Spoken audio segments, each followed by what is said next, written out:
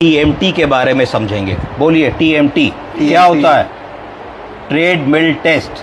किसी ने सुना है किस लिए किया जाता है?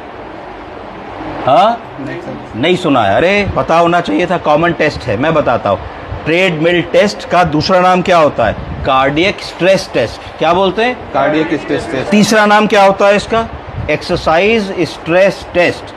जब हमारे पास कम उम्र का यंग आदमी या डेढ़ उम्र का 50 साल का आदमी आता है और कहता है, डॉक्टर साहब जब मैं चलता हूँ 100, 200, 300, 400 मीटर से ज़्यादा तो छाती में भारीपन लगने लगता है। भारीपन किस तरफ लगता है पूछने पे बताता है कि लेफ्ट साइड पे डॉक्टर साहब छाती पे भारीपन लगता है, और भारीपन धीरे धीरे ऐसा लगता है कि लेफ्ट शोल्डर में रेडिएट हो रहा है, हाथ में थोड़ा भारीपन और झंझनाहट लगने लगती है।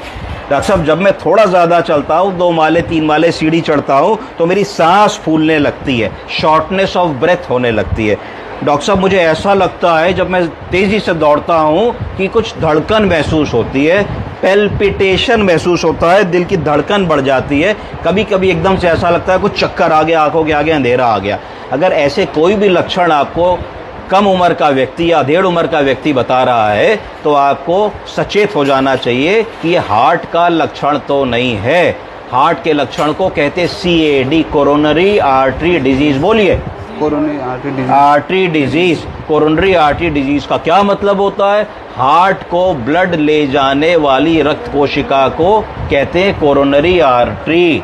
जब कोरोनरी आर्टरी नैरो होने लगती है, पतली होने लगती है, सक्रिय होने लगती है, उसका डायमीटर इतना ना रह के कम होकर छोटा होने लगता है, तो उसके अंदर से कम ब्लड जाता है। जब कम ब्लड जाएगा तो कम ऑक्सीजन जाएगी। जब ब्लड और ऑक्सीजन कम जाएगी तो आदमी को एंजाइना का दर्द होगा। उस प्रॉब्लम को कोरोनरी आर्टरी डिजीज की शुरुआत कह देते हैं। आप समझ रहे हैं? अब बारी आई जहाँ से सवाल शुरू हुआ था कि TMT क्या है।